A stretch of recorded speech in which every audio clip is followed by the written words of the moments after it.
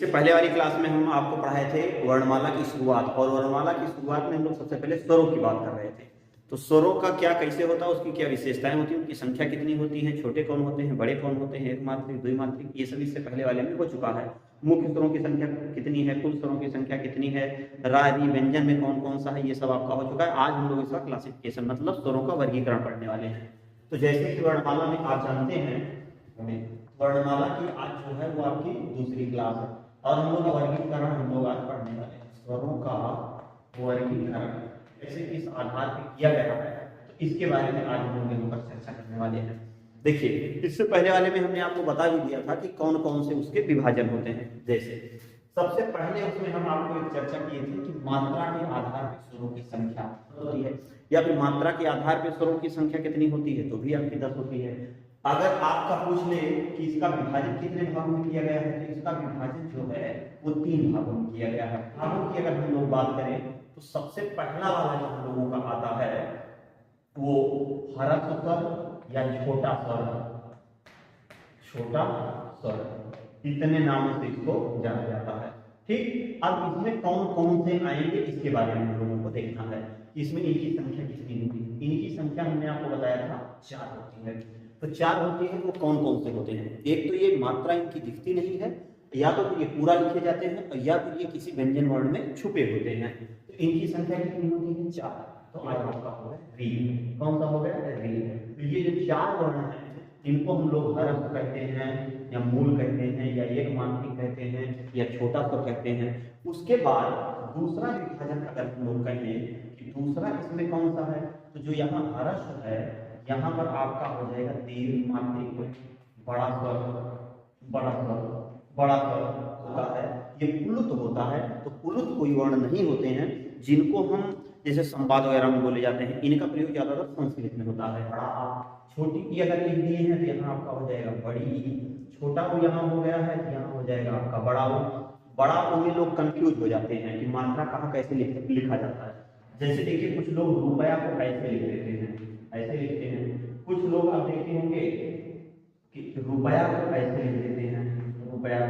कुछ लोग रूपवान ऐसे लिख देते हैं, रूपवान ऐसे लिखिए, और कुछ लोग ऐसे रूपवान लिख देते हैं। तो इसमें कौन सही है कौन गलत है, भुंडी वाले का मतलब, तो जो बड़ा उपमात्रा होता है वो हमेशा भुंडी वाला होता है, भुंडी वाला।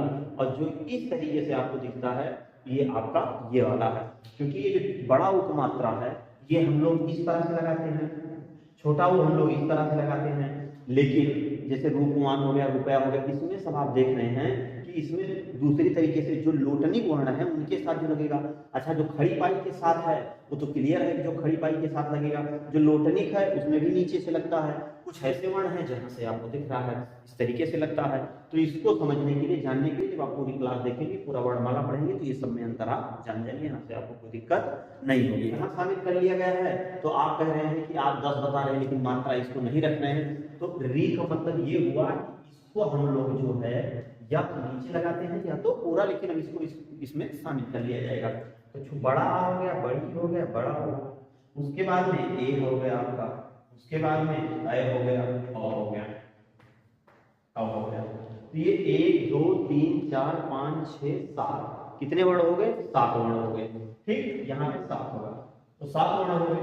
अब देख रहे हैं तो 7 4 11, और आप कह रहे हैं कि 10, तो इसको इसमें रखा गया है, केवल शामिल केवल किया गया है। बाकी मूल अगर मुख्य की हम लोग बात करें तो केवल आपका इतना ही है, क्योंकि री का जो उच्चारण है रा, रा और बड़ी छोटी की, तो रा आधा, अभी नीचे हलंत लगा है तो इसका मतलब ये आधा है। जब ये इसके ऊपर आ जाएगा तो ये हो जाएगा री। तो कहीं ना कहीं हम अगर इसको पढ़ें री, हमने कहा मान लो ये वाला री, और आपने समझा ये वाला री, या हमने कहा ये वाला री, आपने समझा ये वाला री, तो कहीं ना कहीं ना तो इसको हम लोग स्वर में रख रहे हैं, ना तो इसको हम लोग व्यंजन में। तो मात्रा के आधार पर इसको नहीं शामिल किया गया है। मुख्य रूप से देखा जाएगा 3 इधर है और 7 आपके ये हैं, तो 10 को ही माना गया है। और उसके बाद में जो तीसरा होता है ये हमारा कौन सा होता है, पुलुत। तीसरा ये आपका पहला हो गया, और तीसरा जो हम लोगों का होता है वो पुलुत ध्वनि होती है, ये पुलुत। अब पुलुत ध्वनि का मतलब क्या होता है, प्लुत ध्वनि, जैसे मान लीजिए ओम लिखा है, ओम, ये तो जैसे 3 हम लोग लिखते हैं ऐसे लिखा जाता है, ठीक। तो ये ओम, तो इसको बोलने के लिए जो है ज्यादा समय लगता है, इसको बोलने में कम समय लगेगा, इसको बोलने में थोड़ा ज्यादा समय लगेगा इसकी अपेक्षा, और इसको बोलने के लिए जो है मात्रा के आधार पे इन दोनों से तिगुना समय लगता है ना, तिगुना समय, तो जो समय लगता है इसको बोलने के लिए 3 गुना समय लगता है, ठीक। अब उसके बाद हम अगर बात करें मूल हरस छोटा एक हो गया, आपका दीर्घ हो गया, यहाँ तक चीजें आपको समझ में आ गई। तो मात्रा के आधार पर हमने आपका विभाजन कितना कर दिया, 3 भाग में। अब उसके बाद दूसरा है, हम लोग यहाँ पर देखते हैं कि दूसरा किस आधार पे है, तो दूसरा है जिह्वा के आधार पे। किस आधार पे, जिह्वा के आधार पे। ये वा छुपा हुआ है इसमें, आप ऐसे भी जिह्वा लिखते हैं, उसके बाद में आप ऐसे भी जिह्वा लिखते हैं, ये हा जिह्वा। अब कुछ लोग देख रहे होंगे कि ये हा में आधा हुआ लगा है, नहीं, ये गलत है, ये हा में पूरा हुआ लगा हुआ है। ये वा जो है ये हा को सपोर्ट करने के लिए आया है, आगे हम लोग पढ़ेंगे। तो हा को हमने यहाँ लिख दिया, वा में आ का मात्रा है, ये वा है, यहाँ पूरा हमने लिख दिया, तो आपका दोनों सही है। तो जिह्वा के आधार पे, तो जिह्वा के आधार पे अगर हम लोग देखें तो इसका भी विभाजन 3 भागों में किया गया है। इसमें आपका कौन कौन सा आएगा और इसमें कौन कौन से वर्ण आएंगे, इसको थोड़ा सा देखना है। तो 3 भागों में जो हमारा यहाँ पर है जीभ के आधार पे है। जैसे मान लीजिए आपकी जीभ हो गई, तो यहाँ जहां से जुड़ी है ये आपका पीछे वाला भाग हो गया, ये जो आपका बीच है तो ये मध्य हो गया, और जो अग्र वाला है ये आपका आगे वाला भाग हो गया। तो इसको हम लोग यहाँ जिह्वा के आधार पर कह सकते हैं। तो सबसे पहले हम लोग यहाँ करेंगे अग्र, पश्च, पीछे वाला। अब इसमें कौन कितने वर्ण होते हैं, तो यहाँ पे अग्र में हो गए 4 वर्ण आपके हो गए, मध्य में आपका 1 ही वर्ण हो गया, तो कितना हो गया 4 1 5, और बाकी जितना शेष बचा है वो आपका पीछे वाले में हो गया। अब अग्र वाले में कौन कौन सा है, मध्य वाले में कौन सा है, और पश्च वाले में। देखिए अग्र वाले की बात करें तो जीभ का जो आगे वाला हिस्सा टुक टुक टुक टुक टुनकानी मारता है, वो आपका हो गया अग्र स्वर, जिसको हम लोग कहते हैं, जैसे ई। तो ई देखिए जीभ आके टच कर रही है, ई ई ई। उसके बाद आपका कौन सा वर्ण आएगा, ए आए। तो 4 ऐसे वर्ण हैं जो अग्र स्वर में आते हैं। मध्य स्वर की अगर हम लोग बात करें, केवल और केवल यहाँ पे छोटा आ आएगा, केवल और केवल यहाँ पर छोटा आएगा। अब इसके बाद जितने भी वर्ण बचे हैं वो सब जीभ के पीछे वाले हिस्से से निकलते हैं, जिसको हम लोग पश्च कहते हैं, पश्च भाग। जैसे हो जाएगा, उसके बाद बड़ा हो जाएगा, री को इसमें शामिल नहीं किया जाएगा, है ना, क्योंकि जिह्वा के आधार पे, या इसमें हम लोग इसको मुख्य में नहीं रखेंगे, केवल 10 के बारे में पढ़ना है। अब उसके बाद में ओ आएगा और अ आएगा, 5 वर्ण। इसमें कितने हो गए, 4 वर्ण। तो 5 4 9, एक इसको मिला दिया जाए तो कितने हो गए, 10 हो गए। तो संख्या कितनी है इसकी, 5। और इस आधार पे, जिह्वा के आधार पे, अब इसमें आप लोगों ने कौन कौन सा देखा, सबसे पहले आपने मात्रा के आधार पे देखा, तो मात्रा के आधार पे कौन कौन से वर्ण है।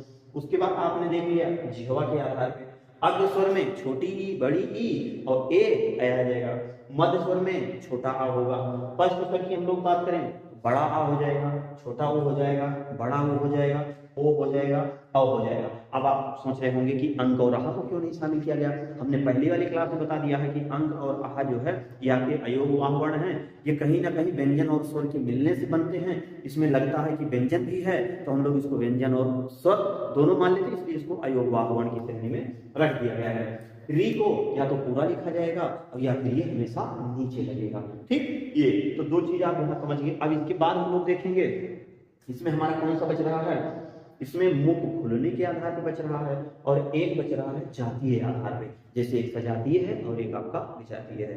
तो इसका स्क्रीनशॉट ले लीजिए, उसके बाद आगे चलते हैं। अब हम लोग इसके बाद देख लेते हैं, जैसे एक आपने देखा विभाजन में, सबसे पहले आपने यहाँ पर देखा कि मात्रा के आधार पे, तो मात्रा के आधार पे आपका तीन था, मात्रा के आधार पर, है ना। जब उसमें सबसे पहले एक आपने, उसके बाद में आपने कुछ देख लिया लोग, तो ये आपका 3 हो गया।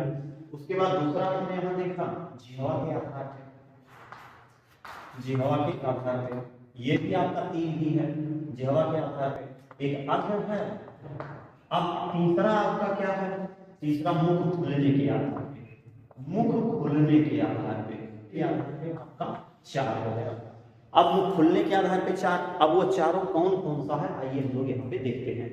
सबसे पहले यहाँ पे पहला है आपका विपरीत, हम लोग दूसरा भी लिख लेते हैं यहाँ, अर्धविपरीत, अर्धविपरीत। अब उसके बाद तीसरा हम लोगों का आ गया समृद्ध,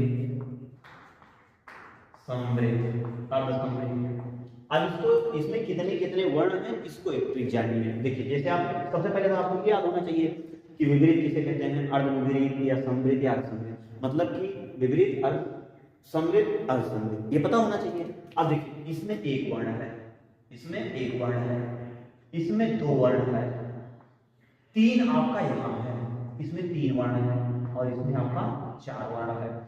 विपरीत में केवल एक वर्ण है, उसके बाद फिर इसमें दो वर्ण है, ये तीन वर्ण है और इसमें चार वर्ण है। इस तरीके से आइए हम लोग देखते हैं। तो विपरीत में सिर्फ एक वर्ण है, वो आपका सिर्फ है आपका बड़ा आ, जो बड़ा आ विपरीत, जिसका मुंह पूरा खुले, है ना। अब आ को बोलने के लिए आ विपरीत मतलब बड़ा मुंह खुल रहा है। अर्ध विपरीत जिसमें आधा मुंह खुल रहा है।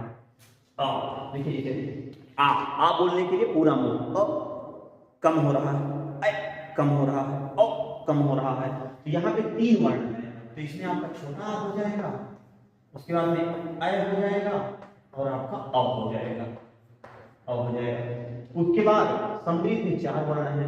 अच्छा, जो समृद्ध में जो चार वर्ण हैं वो चारों एक ही जाति के हैं, है ना। जैसे आपका हो गया छोटी ई, बड़ी ई, उसके बाद में छोटा ओ और बड़ा ओ। अब यहाँ पे आपका इसमें सिर्फ और सिर्फ दो वर्ण है, तो इसका सिंगल है और इसका सिंगल है। तो यहाँ पे हम लोग लिख सकते हैं क्या, यहाँ पे लिखेंगे ए और लिखेंगे ओ, ये लिखिए। तो इनको हम लोग क्या कहते हैं, मुख खुलने के आधार पर। विपरीत एक हो गया, अर्ध विपरीत तीन हो गया, समृद्ध चार हो गया, अर्ध समृद्ध दो हो गया। कौन कौन सा है ये क्लियर हो गया।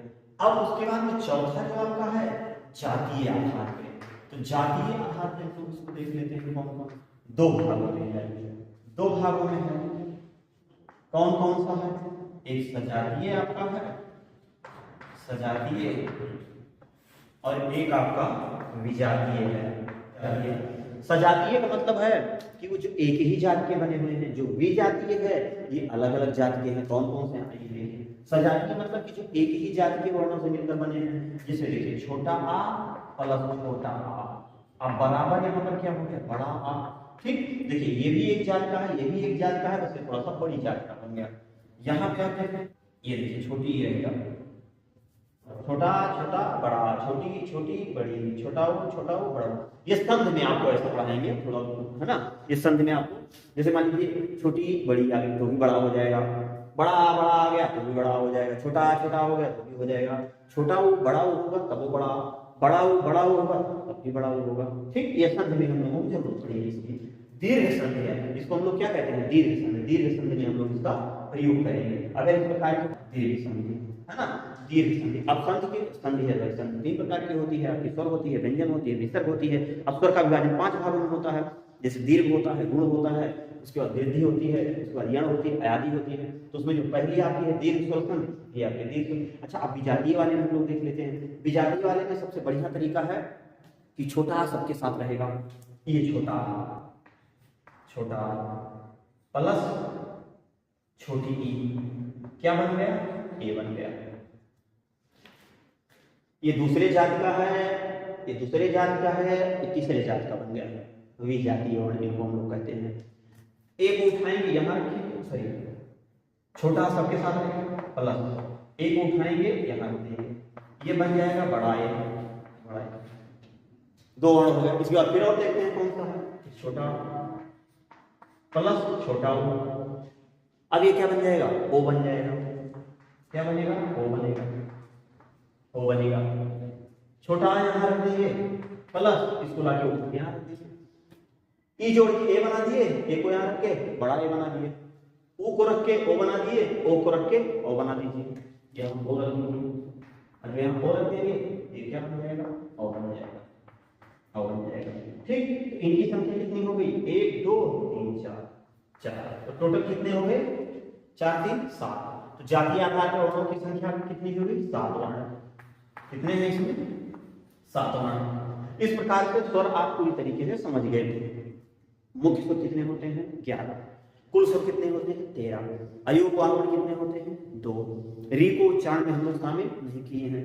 इसका विभाजन कितने भागों में किया गया है? इसका विभाजन जो है आप देख रहे हैं, मुख खुलने के आधार पर यहाँ आपने 4 देखा और जातीय आधार पर सबका हमने 2 देखा। तो इस प्रकार स्वर आपका पूरा यहाँ समाप्त होता है। अब इसके बाद हम लोग अगला पढ़ेंगे व्यंजन। अब व्यंजन में कौन संघर्षी व्यंजन होते हैं, कौन स्पर्श व्यंजन होते हैं, कौन वर्गीय व्यंजन होते हैं, कौन ऊष्म व्यंजन होते हैं, विशिष्ट व्यंजन कौन होते हैं, द्विगुण या ताड़नजात या उत्क्षिप्त व्यंजन कौन होते हैं, संयुक्त व्यंजन कौन होते हैं, उनकी क्या विशेषताएं होती हैं, अल्पप्राण, महाप्राण, घोष, अघोष, जितना इसमें होता है व्यंजन में सारा सब कुछ हम लोग सीखेंगे। वर्णमाला एक ऐसा चैप्टर है, अगर वर्णमाला आपको बहुत अच्छी तरीके से आ गया समझ में, तो आप संधि या इसके बाद जो भी हिंदी में चैप्टर आपको पढ़ाया जाएगा आपको चीजें समझ में आएंगी। बाकी और आपके क्या सुझाव है आप उसको जरूर बताइए। मिलते हैं नेक्स्ट क्लास में, तब तक के लिए जय हिंद।